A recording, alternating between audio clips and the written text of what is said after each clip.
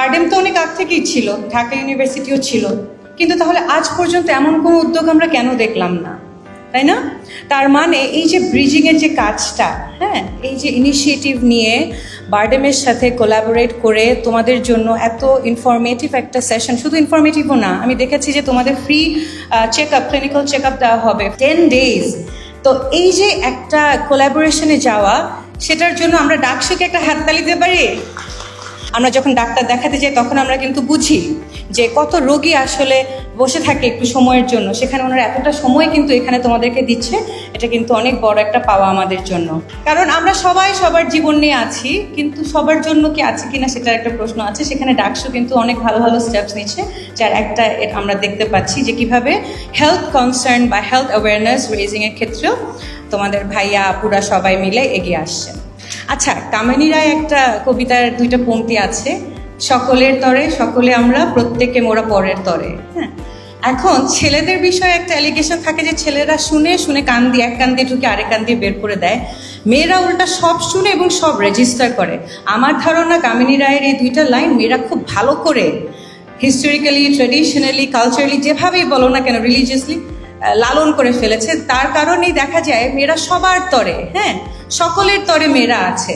একজন নারী, সে তার বাবার মার জন্য, তার ভাই বোনের জন্য, তার আশেপাশে আত্মীয় স্বজন, বন্ধু বান্ধব সবার জন্য, পরবর্তী জীবনে যখন সে বিয়ে করে, তার হাজব্যান্ডের ফ্যামিলি, তারপর বাচ্চা হয়, কিডস, সবার জন্য করে যায়। কিন্তু নিজের জন্য করার সময়টা বা নিজের জন্য করতে হবে, নিজেরটা ভাবতে হবে, এই ভাবনা কিন্তু আমরা ভাবি না। তাই কামিনী রায়ের 2টা লাইন আমরা নিজের মধ্যে লালন করে রাখি, কিন্তু নিজে ভালো না থাকলে অন্যকে ভালো রাখা যাবে না। এটাই হচ্ছে কথা। দিন শেষে আমাদের নিজেদের কথাও চিন্তা করতে হবে। আমার সুস্থতা, আমি যদি সুস্থ না থাকি, আমি আমার আশেপাশের মানুষকে কিভাবে ভালো রাখবো? ওদের টেক কেয়ারের কথা আমি সরিয়ে রাখলাম, কিন্তু আমি যদি ভালো রাখার, তাদের খুশির কথা, তুমি অসুস্থ হলে তোমার বাবা মা কষ্ট পায় না, তোমার ভাই বোন কষ্ট পায় না, বন্ধু কষ্ট পায় না, তার মানে হচ্ছে নিজের বিষয়টা আসলে আমাদেরকে ভাবতে জানতে হবে, হ্যাঁ, করতে হবে। এই জিনিসটা we have to practise, we have to start practising. আমরা সেলফ লাভকে অনেক সেলফিশ একটা বিষয় মনে করি। আমরা মনে করি যে মেয়েরা নিজেদের কথা ভাবলে সেটা খুব সেলফিশ বিষয়, আসলে তা কিন্তু না। আচ্ছা, তাহলে আমার যেটা মনে হয় যে এই যে ব্রেস্ট ক্যান্সার অ্যাওয়ারনেসের বিষয়টা আমরা সবাই জানি, হ্যাঁ, কিন্তু আমরা কেউ চেক আপ করার জন্য যে টাইমটা, যে এফর্টটা দিতে হবে, এটা দেই না। আমরা মনে করি যে আচ্ছা ঠিক আছে, হবে একদিন, কখনো, এখন তো আমি ইয়াং, এখন দরকার নাই, পরে হবে। I can only speak from my experience. আমার আম্মু আমাকে প্রায় বলে যে তুমি চেক আপ করো, হ্যাঁ, শি ইজ ভেরি অ্যাওয়্যার। তো আমি দেখো এত হেলাফেলা, এত কিছু বুঝি, কিন্তু খুব হেলাফেলা করে কি বলি জানো, যে হ্যাঁ আচ্ছা করাবো, হ্যাঁ আচ্ছা ঠিক আছে, এই মাস না ওই মাস, ওই মাস না সেই মাস। হ্যাঁ, আমার সন্তানের কিছু হলে আমি একটা মুহূর্ত দেরি করি না, আমি দরকার হলে ইউনিভার্সিটি ছুটি নিয়ে দৌড়ে চলে যাই ওকে ডাক্তার দেখাতে। কিন্তু আমি গেলে আমার কতক্ষণ বসে থাকতে হবে, অনেকক্ষণ সিরিয়াল থাকবে, সিরিয়াল পাবো কি না, এতক্ষণ বসে থাকতে ভালো লাগে না, টাইম ওয়েস্ট, এর চেয়ে বন্ধু বান্ধবকে নিয়ে ঘুরে আসি তাও ভালো, এগুলো ভেবে কিন্তু আমি যাই না। তারপরও দেখো ইগনোরেন্স, মানে হাইট অফ ইগনোরেন্স, দেখো আমি আমার কথাই বলবো, আমি ম্যাডামকে বলেছি যে ম্যাডাম দেখেন আমাদেরকে, আমার যেটা মনে হলো যে আম্মু যখন একটু বেশি আমাকে পেস্টার করে যে না যাও না, তখন আমি বলি হ্যাঁ আমার বিয়ে শাদী হয়ে গেছে, আমার বাচ্চা হয়ে গেছে, এখন আর কি, কেটে ফেলে দিব, শেষ। হ্যাঁ, কিন্তু কেটে ফেলে দিলে কিন্তু হয় না। দেখো রিপ কেজ পর্যন্ত ছড়িয়ে যায়, তোমার পুরো বডিতে ছড়িয়ে যায়। তার মানে আজকে কালকে পরশু করে করে যে তুমি পিছাচ্ছ, এটা কিন্তু তোমার বডিতে একটা একদম ছড়িয়ে যাচ্ছে, হ্যাঁ, বাসার মতন করে ছড়িয়ে যাচ্ছে, স্প্রেড করছে। তাহলে হেলাফেলা করাটা আসলে উচিত না, করা নিজের জন্য না, নিজের ফ্যামিলির জন্য না, নিজের আশেপাশের সকল মানুষের জন্য না। Don't do that. হ্যাঁ, আমি তো ডেফিনেটলি দেখি এই উইকে আসার টাইম তো নাই, ঠিক আছে এই উইকে ট্রাই করব। নিজেকেও কথা দিচ্ছি, তোমাদেরকেও কথা দিচ্ছি। আর আরেকটা যেটা আমার মনে হলো যে আমি আমার টেবিলে এদিকে ওদিকে তাকিয়ে দেখলাম, আমরা তখন 5 জন মেয়ে ছিলাম, 5 জন নারী 5 জন পুরুষ ছিলাম, টেবিলটা বেশ রিপ্রেজেন্টেটিভ। হ্যাঁ, কিন্তু আমি এই অডিয়েন্সে শুধু মেয়েদেরকে দেখছি, অনেক গুনে 1-2টা ছেলেকে দেখছি।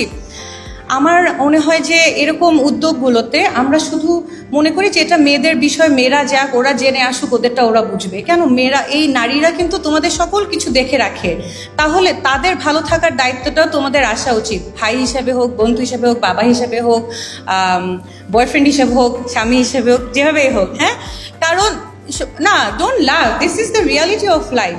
কারণ তোমার ফ্রেন্ড হয়তো যেতে আলসি করছে আমার মতন, তুমি নিয়ে যাও, সঙ্গ দিলে হয়তো তোমার সাথে যাবে।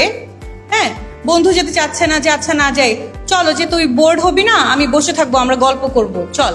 তো এই যে দায়িত্বের জায়গাটা, বা মাকে মনে করে দেওয়া বা বোনকে মনে করে দেওয়া যে যাও চলো আমি নিয়ে যাই তোমাকে, বাড়িতে বেড়াতে আসছি চলো আমরা ডাক্তার দেখে আসি। ডাক্তারের কাছে না পারতে মানুষ যায় না, তারপর ডাক্তারকে দোষ দেয় যে চিকিৎসা ঠিক হলো না, কিন্তু চিকিৎসার বিষয়টা কিন্তু লাস্ট মোমেন্টে না, it has to start from early on, symptom দেখা যাওয়ার পর থেকে। বাট আমরা মনে করি আরও একটু দেখি না, দেখতে দেখতে কিন্তু আমরা বিপদের মুখে চলে যাই।